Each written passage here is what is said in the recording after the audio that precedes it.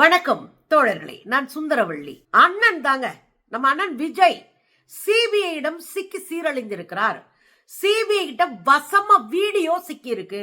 சரமாரியான கேள்விகள்ல ஒண்ணு, கரூர்ல நீ ஷூட்டிங் எடுத்தியா, எதுக்காக ஷூட்டிங் எடுத்த, என்ன நடந்ததுன்னு போட்டு பொளந்திருக்கிறாங்க. இதெல்லாம் தாண்டி கூட்டணி விஷயங்க, ஒரு சுஜிப்பி விஷயம். கூட்டணி இல்ல, ஆமா எங்க கூட பேசினாங்க, அங்க கூட்டணி வேணான்ட்டோம், இவ்வளவுதானே. ஆனா கூட்டணி குறித்த ஆளுக்காளு செய்த பொய். ஆதவர்ஜுனா ஒரு பொய் சொல்றாப்ல, இவர் ஒரு பொய் சொல்றாரு விஜய். இங்கிட்டு மாவட்ட செயலாளர் ஆடியோ ஒண்ணு வெளியாயிருக்கு. இப்ப ஆளுக்காளு பொய் சொல்லி சிக்கி இருக்கு இந்த கும்பல்.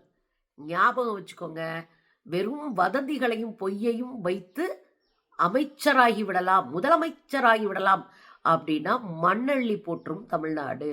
என்ன நடக்கிறது தோழர்கள்? அண்ணன் விஜய் தாங்க ட்ரோல் மெட்டீரியலே. தமிழ்நாட்டில் யார் அடிக்கணும்னா முதல்ல விஜய் அடிச்சுட்டு அடுத்த வேலையை பார்ப்போம்பா அப்படின்ற அளவுக்கு ட்ரோல் மெட்டீரியல் ஆயிட்டாரு. ஒரு காமெடி பீஸா ஆயிட்டாரு, ஒரு கண்டென்ட் ஆகி போயிட்டாரு அண்ணன் விஜய். இதுல பல பேர் பாருங்கள் பாருங்கள் விஜயை வைத்துதான் பிழைப்பு நடத்துகிறார்கள். ஏன் எங்களை வச்சு பிழைப்பு நடத்தல விஜய்? விஜய்க்கு இத்தனை டிக்கெட்டை வாங்கி படம் பார்த்து வாழ வச்சதை நாங்க தானையா. இன்னைக்கு கேள்வி கேட்டா பிழைப்பு நடத்துறோமா? அப்ப எங்களை வச்சு, எங்களுடைய பணத்தை வச்சு, எங்களை வைத்து ஒரு அரசியலை செய்து சுரண்டி பிழைக்கிற விஜய் ஒரு யோகிய, கேள்வி கேட்கிற நாங்க பிழைப்புவாதிகள். என்னடா அணில் குஞ்சுகளா இப்படி கதறீங்களே? இதுல உண்மை என்ன தெரியுமா தோழர்களே? ரொம்ப நாளாவே நம்ம அண்ணன் நக்கீரன் கோபால் ஒரு விஷயத்தை திரும்ப திரும்ப பேசிட்டு இருந்தார். ஆக நக்கீரன் கோபால் அவர்களுடைய இதழே ஒரு புலனாய்வு இதழ். அதுல உண்மைகளை மட்டும்தான் அவங்க போட்டுக்கிட்டு இருக்கிறாங்க. அதுல நிறைய கிரிட்டிக்கா நிறைய போடுவாங்க. அவர் ஒரு விஷயத்த சொல்லிட்டே இருந்தாரு. எனக்கு ஒரு சோர்ஸ் சொன்னது, ரொம்ப நம்பகத்தன்மையான சோர்ஸ் சொன்னது, இந்த ஜனநாயகன் படத்துக்கான ஷூட்டிங்க கரூர்லையும் நாமக்கல்லையும் நடத்தி இருக்கிறார்கள். 60க்கும் மேற்பட்ட ட்ரோன் கேமராஸ், பறக்கிற கேமரா, 60க்கும் மேற்பட்ட ட்ரோன் கேமராஸ். இந்த பிரச்சார வாகனம் இருக்கு பாருங்க, அந்த பிரச்சார வாகனத்திலையும் நாலா பக்கமும் நல்ல ஹை ரெசல்யூஷன் சொல்லுவாங்க, ரொம்ப பக்காவான வீடியோ எடுக்கக்கூடிய கேமராஸ் பொருத்தப்பட்டிருக்கு.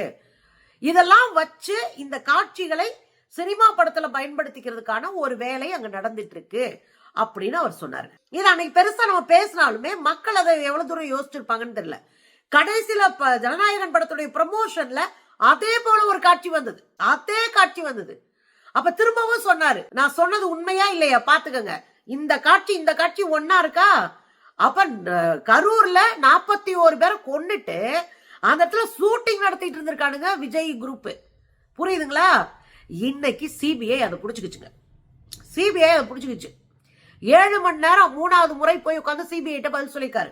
எந்த கேள்வி கேட்டாலும் இல்ல எனக்கு தெரியாதுங்க, இல்ல நான் பண்ணலங்க, எனக்கு தெரியாதுங்க, நான் பண்ணலங்கன்னே சொல்லிட்டுறது. மாட்டிக்க கூடாது அம்மா, சுதாரிப்பா இருக்கிறாங்களா அம்மா. நீ நேர்மையானவனா இருந்தா உண்மையா பதில சொல்லிட்டு வந்திருப்ப. உங்ககிட்ட தான் நேர்மையே இல்லையே.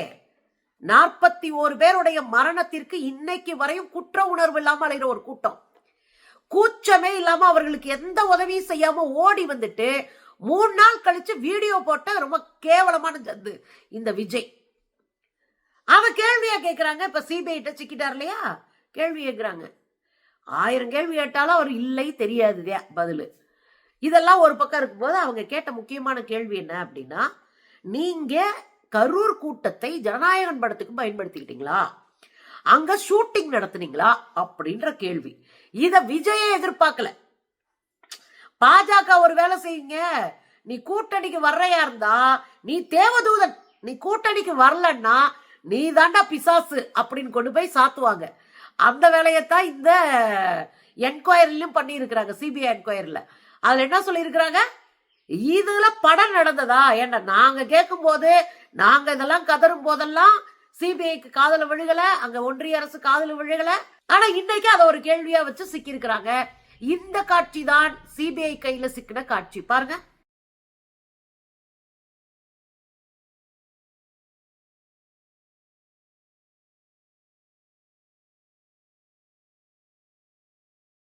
பாத்தீங்களா? இந்த ட்ரோன் காட்சி தான் சினிமா படத்துக்காக எடுக்கப்பட்ட காட்சின்னு சிபிஐ எடுத்து வச்சு பல கேள்விகளை கேட்டிருக்காங்க. சிபிஐ இன்னும் சில கேள்விகளை கேட்டிருக்காங்க. நீங்க நிறைய காட்சிகளை அழிச்சிருக்கீங்க. அதுல கரூர்ல நடந்த சம்பவங்களை பத்தி அவங்க கேட்குறாங்க, சிபிஐ வந்து உங்க எல்லா மெட்டீரியலையும் கொடுங்க, உங்களுடைய வீடியோஸ் எல்லாம் கொடுங்கன்னு கேட்குறாங்க. ஒரு 3 நாள் அவகாசம் கொடுங்கன்னு சொல்லிட்டு வாங்கிட்டு போய் கொடுக்குறாங்க. அந்த 3 நாள் அவகாசத்துல என்ன பண்றானுங்க, மொத்தமா ரொம்ப ரிஸ்கா இருக்கக்கூடிய பல வீடியோக்களை அழிச்சிருக்கிறாங்க. ஆனா என்ன இவங்க நேரம்னா, இதை எல்லாமே ஆல்ரெடி பல தொலைக்காட்சிகள் எடுத்து பிடிச்சு, பாலிமர் சேனல்ல இருந்து புதிய தலைமுறை வரைக்கும், நியூஸ் தமிழ் வரைக்கும் அத்தனை பேரும் ஃபுட்டேஜ் வச்சிருக்காங்க. இதுல ஒரு ஃபுட்டேஜ், சொந்த ஃபுட்டேஜ் அழிச்சாலும் அந்த ஃபுட்டேஜ் கையில கிடைக்கும். அதுலதான் அண்ணன் சிக்கியிருக்காரு. அதுலதான் இந்த ட்ரோன் காட்சி எல்லாம் கிடைச்சிருக்கு. அதுல இன்னொன்னு சொல்லவாங்க, தொடர்ந்து ஒரு பொய் பிரச்சாரம் பண்ணாரு அண்ணன். என் மேல செருப்பை எரிஞ்சது திமுகவினுடைய கைகூலிகள், என் மேல பாட்டில வீசினாங்க, என் மேல செருப்பு எரிஞ்சாங்க, நான் பாட்டிலுக்கு 10 ரூபா அப்படின்னு சொல்லும் போது கரெக்டா செருப்பு வந்து விழுந்துச்சு. கிடையாது, பாட்டிலுக்கு 10 ரூபா பாடுறதுக்கு முன்னாடியே பல பேர் செத்துட்டானுங்க. பேச ஆரம்பிக்கிறதுக்கு முன்னாடியே பல பேர் செத்துட்டாங்க. மயங்கி மயங்கி விழுகுறாங்க. இவன் கூப்பிடான், அண்ணே அண்ணேன்னு கூப்பிடான், காதல் யோ அப்படின்னு கூப்பிடான், யோ. ஏன்னா அவன் உயிருக்கு ஆபத்து. நீ எவனா இருந்துட்டு போ, இங்க கண்ணுக்கு முன்னாடி அவன் உசுருக்கு ஆபத்தா இருக்கும் போது நீ எல்லாம் ஒரு ஆளே கிடையாது. அவன் கதறான், அண்ணே அண்ணேன்னு கூப்பிடான், கண்டுக்கவே இல்லை. யோ அப்படின்னு அப்படியே வர்றாங்க அங்க 2 பேர் வந்து நின்னுக்கிறாரு. அண்ணே என்ன நடக்குது, என்னப்பா அப்படின்ற. மயக்கம் போட்டு விழுகுறாங்க. நீ தண்ணி பாட்டில போடுனேன், நான் 2 பாட்டில தூக்கி எரிஞ்சுட்டு அவர் பாட்டுக்கு போறாரு. திரும்ப மயங்கிய போட்டு விழுகுறாங்க, திரும்ப செருப்பால் அடிக்கிறாங்க, திரும்ப கண்டுக்கவே இல்லைங்க. ஒரு தலைமை எப்படிங்க இருக்கணும்? தலைமை எப்படி இருக்கணும்? இப்படி ஒரு மயக்கம் போச்சுன்னா முத பேச்சை நிறுத்திடணும். அது முக்கியம் இல்ல, இந்த பிள்ளைங்களை காப்பாத்துறது முக்கியம். அதான தலைமைக்கு அழகு. என்ன பண்ணிருக்கணும், டக்குன்னு ஒரு ஆம்புலன்ஸ், அத சொல்றாரு, ஆம்புலன்ஸ் வா. அதுக்கப்புறம் தான் பாட்டிலுக்கு 10 ரூபா. அப்ப அதுக்கு முன்னாடியே செருப்ப கழட்டி எரிஞ்சுட்டாங்க, அதுக்கு முன்னாடியே பாட்டில வீசியாச்சு, அதுக்கு முன்னாடியே மக்கள் மயக்கம் போட்டு விழுந்துட்டாங்க. அதுக்கெல்லாம் அப்பாலிக்காதான் இதெல்லாம் கண்டுக்காம அந்த பக்கம் போய் நின்னுகிட்டு பாட்டிலுக்கு 10 ரூபா பாடுறாரு. பாருங்களேன்.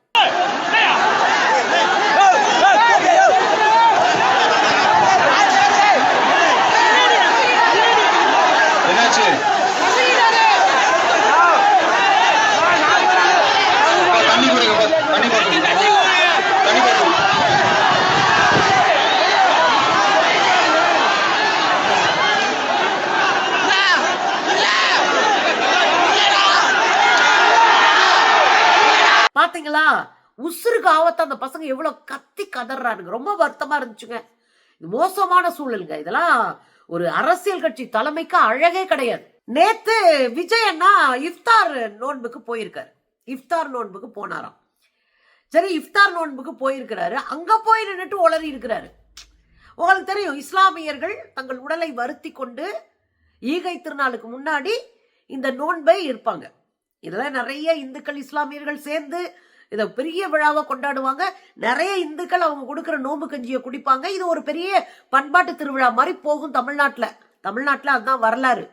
அண்ணன் போனாரு, ஒன்னே எழுதுறானுங்க, அண்ணன் இஃப்தார் நோன்புக்கு காலையிலிருந்து விரதம் இருந்து அப்படியே விரதத்தோட போய் இஃப்தார். எப்பா, பொழுது விடிஞ்சு எந்திரிக்கிறதுக்கே மணி 12, 1 மணி 2 மணி ஆகி போயிருது.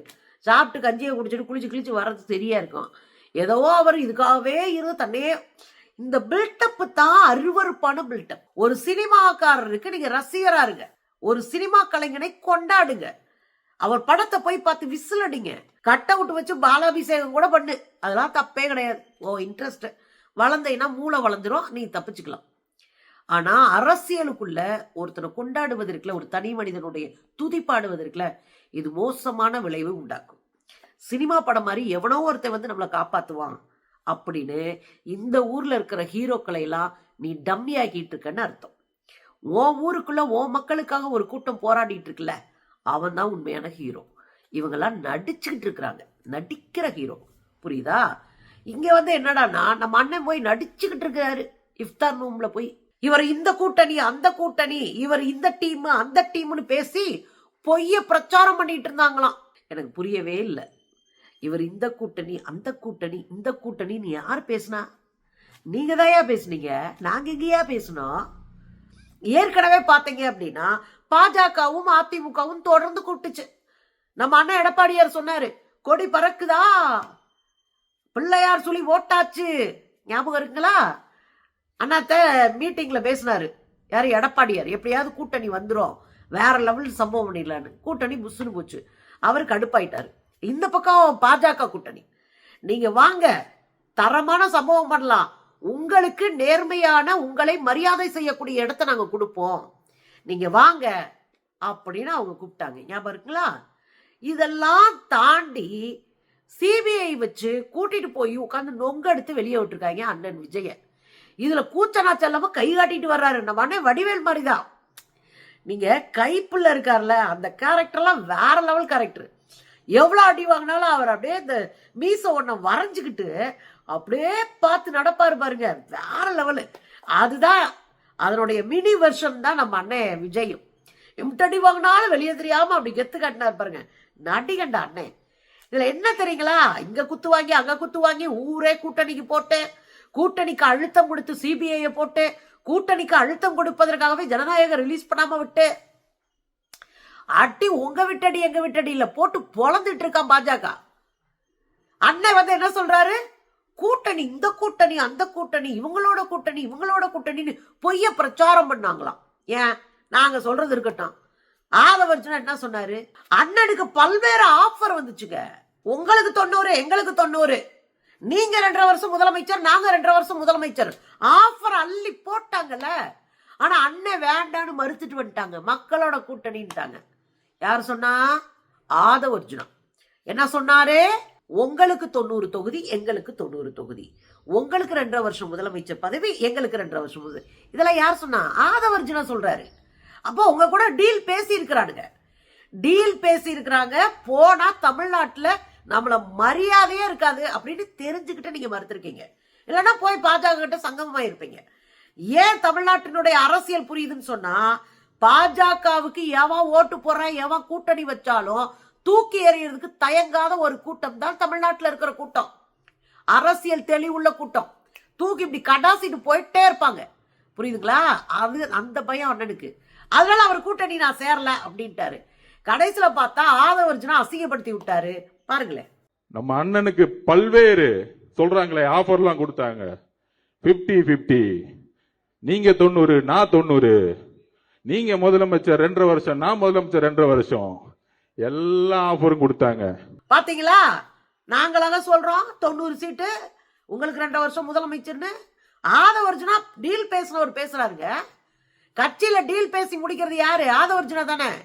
உங்களை பாஜக கிட்ட போய் பம்ம விட்டது யாரு? ஆதவர்ஜுனா தானே. அவர் சொன்னா கரெக்டா தானே இருக்கும். அப்ப அங்க டீல்ல பேசுனத சொல்றாரு வெளியே. ஆனா நீங்க வந்து இஸ்லாமியர்களை ஏக்க பாக்கிறீங்க. இன்னொன்னு ஞாபகம் வைங்க, இந்த பாஜக அழுத்தம் கொடுத்தத ஆதவர்ஜுனா மட்டும் சொல்லல, மாவட்ட செயலாளர் ஒருத்தர் சொன்னாரு கூட்டணிக்கு அழுத்தம் கொடுத்தாங்க. அந்த ஆடியோல என்ன பேசுறாங்கன்னா, மாவட்ட செயலாளர்கள் கூட்டம் கூட்டினாங்க, இப்படி பாஜக சிபிஐ வச்சு அப்புறம் நம்ம ஜனநாயகனை வச்சு நமக்கு அழுத்தம் கொடுக்குறாங்க, கூட்டணிக்கு வர வச்சு, நீங்க இதை பத்தி எந்த இடத்துலயும் பேசக்கூடாதுன்னு எங்களுக்கு சொன்னாங்க. கேளுங்க. இல்லை சார், அது கூட்டணிலாம் எதுவுமே இல்லை. அது கிளியரா அவங்க சைட்ல இருந்து எந்த அப்டேட்டும் இல்லை சார். ஆக்சுவலி வந்து மாவட்ட செயலாளர் இது வந்து பண்ணது வந்து உண்மைதான். ஆனால் அது கூட்டணிக்காக இல்லை, வேற ஒரு விஷயத்துக்காக மாவட்ட செயலாளர்கிட்ட இருந்து ஒரு மீட்டிங்கு. ப்ளஸ் வந்து என்ன இன்னொரு இஷ்யூ என்னன்னு வந்து பார்த்தீங்கன்னா, இப்போ சிபிஐ என்கொயரி போகிறதுனால அதை நெருக்கடி பண்ணுறாங்க சார். என்டிஏல ஜாயின் பண்ண சொல்லி சிபிஐ என்கொயரியிலேருந்து நெருக்கடி பண்ணுறதா வந்திருக்கு, அதுதான் தகவல். ஸோ அது ரிலேட்டடாக தான் மாவட்ட செயலாளர்கள் கூப்பிட்டு லைக் இந்த இஷ்யூனால வந்து யாரும் எதுவும் எங்கேயும் பேசிடக்கூடாது, எதை பற்றி எதுவும் சொல்லிக்கக்கூடாது அப்படின்ற மாதிரி தான் சொல்கிறாங்க. பட் ஆனால் கூட்டணிக்கு இது வரைக்கும் அந்த மாதிரி எந்த ஒரு பாசிட்டிவ் இதுவுமே அப்ரோச்சுமே வந்து வரல சார். ஸோ இவங்க தனித்து தான் நிற்கிறாங்க அப்படின்றது தான் இப்போ வரைக்கும் நியூஸ். இப்போ புரியுதுங்களா எவ்வளவு ஃப்ராடு பயில்களா இருக்காங்கன்னு? புரியுதுங்களா? ஆதவர்ஜுனா ஒண்ணு பேசுறாப்ல, அண்ணன் ஒண்ணு பேசுறாப்ல, மாவட்ட செயலாளர் ஒண்ணு பேசுறாப்ல. ஆக மொத்தம் இவன் பூரா சேர்ந்து யார குற்றவாளியாக்குவா? திமுக குற்றவாளி. இவன் தான் ஃப்ராடு பையன். ஆனா இவங்க பூரா இன்னொருத்தரை கையை காமிச்சுட்டு தப்பிப்பாடுங்க. அப்படியே பழக்கப்பட்டு போயிட்டாங்க இந்த கும்பல். இதெல்லாம் இருக்கட்டுங்க. அண்ணன் அடுத்து ஒரு வார்த்தை சொன்னாரு பாருங்க, மதச்சார்பற்ற கொள்கை தான் இவங்க கொள்கையா. இது வரைக்கும் கொள்கை என்னன்னு கேட்டோம், ஒன்னும் சொல்லல. அண்ணன் இன்னைக்கு சொல்லியிருக்காரு, மதச்சார்பற்ற சூழல் தான் இவங்க கொள்கையா. சமூக நீதி நிலைப்பாட்டுல இருந்து தவற மாட்டாராம். பா, உன் சமூக நீதியை கொண்டு போய் குப்பையில ஓடு. ஏன் சொல்றேன்னா, நீங்க யாருக்கு நல்லவரா இருந்தீங்க? சமூக நீதினா என்ன? ஏழை எளிய உழைக்கிற மக்களுக்கு சமத்துவத்தை உருவாக்கி கொடுப்பது சமூக நீதி. கல்வியை உருவாக்கி கொடுப்பது சமூக நீதி. சமமான வாய்ப்பை எல்லோருக்கும் பெற்று தருவது சமூக நீதி. இதுக்காக களம் கட்டுவது சமூக நீதி. நீ என்னைக்கு பண்ணிருக்க? 41 உழைக்கிற குடும்பத்தை நாசமாக்கி தெருவில் விட்டு 20 லட்சத்தை கொடுத்து வாயடிச்சு சாட்சிகளை கலைச்சு எவ்வளவு அயோக்கியத்தனம் பண்ண? என்ன சமூக நீதி உங்ககிட்டலாம் இருக்கு? ஒரு அரசியலை நேர்மையா அணுக தெரியாது நீங்கெல்லாம் சமூக நீதின்ற வார்த்தையை பயன்படுத்தலாமா? சரிங்க, நீங்க இஸ்லாமிய சிறுபான்மையினருக்கு நீங்க என்ன பண்ணீங்க? மதச்சார்பற்றதை நாங்க கொள்கையா அடிச்சுக்கிறோன்றீங்கள. நீங்க மதச்சார்பற்ற கொள்கை என்ன முன்னெடுத்தீங்க? என்னங்க முன்னெடுத்தீங்க? தமிழ்நாட்டுல திருப்பரங்குன்றம், நான் மதுரையில இருக்கேன், அம்மாக்கு உடம்பு இல்லைன்னு இப்ப மதுரைக்கு வந்திருக்கேன். மதுரையில பாத்தீங்கன்னா திருப்பரங்குன்றத்தை வச்சு ஒரு இளவு இழுத்து விட்டான், 7.5 இழுத்துனான். அன்னைக்கெல்லாம் நீங்க பேசவே இல்லைங்க, ஒரு அறிக்கை கூட வெளியிடலையே, மௌனமா வேடிக்கை பார்த்தீங்களே. அதுக்கு பேர் என்ன அரசியல்? சரி, இஸ்லாமியர்களுடைய பிரச்சனை, சிக்கந்தர் தர்கா பிரச்சனை, இது முஸ்லீம்கள் பிரச்சனை, தலையிடக்கூடாதுன்னு உங்களுக்கு யாரோ சொல்லிட்டாங்க. நீங்க கேட்டுக்கிட்டீங்க. சங்கிகளுக்கு கால் பிடிக்கிறவங்க தான் நீங்க. சரி, கேட்டுக்கிட்டீங்க. முருகன் பிரச்சனையில தலையிட்டு இருக்கணும்ல. அதாங்க பழனியில கிட்டத்தட்ட 1 லட்சம் ஏக்கர் எடுத்திருக்கானுங்க. பழனியை சுத்தி இருக்கிற கிராமம், பழனி மலை உட்பட 5 மலைகள் உட்பட 5 மலை, அப்புறம் நிலங்கள்னு 1 லட்சம் ஏக்கர் எடுத்திருக்கான். எதுக்கு? மாலிப்டினம் என்று சொல்லக்கூடிய ஒரு இயற்கை வளத்தை வெட்டி எடுக்க.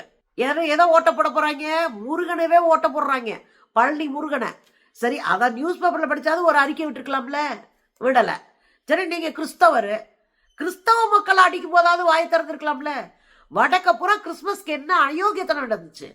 மாலை உடைக்கிறான், போய் துணி விற்கிற குழந்தைய போட்டு அடிக்கிறான், தெருவில் கிறிஸ்தவர்கள் போக முடியல, ஒரு பாதிரியாரை கூட்டு வந்து வாயில சாணியை வச்சு அடிச்சா. அன்னைக்கே உனக்கு ரோசம் வரல. நீ சமூக நீதி கோட்பாடை பத்தி பேசலாமானே? உங்களுக்கெல்லாம் முதுகெலும்புல, நீங்க ஒரு கோழனே. நெஞ்சுரம்னா என்ன தெரியுமா? உசுரம் துச்சமா மதிச்சிட்டு களத்துல நிக்கிறான் பாருங்க, அதான் நெஞ்சுரம். நீங்க ஒரு கோழனே, உங்களுக்கெல்லாம் அரசியல் வராதுனே. சாதியா பிரச்சனை வந்தா நான் தலையிட மாட்டேன், மதமா பிரச்சனை வந்தா ஒடுக்கப்படுகிற சாமானிய மக்களின் பக்கத்துல நான் நிக்க மாட்டேன். அதிகார வர்க்கத்துக்கு வால் புடிச்சுக்கிட்டு நான் ஜனநாயகம் பேசுவேன், சமூக நீதி பேசுவேன். அந்த பக்கம் ஓரமா போய் நின்று பேசுனேன், ஒரு சாயம் வெளுத்து ரொம்ப நாள் ஆச்சுனே.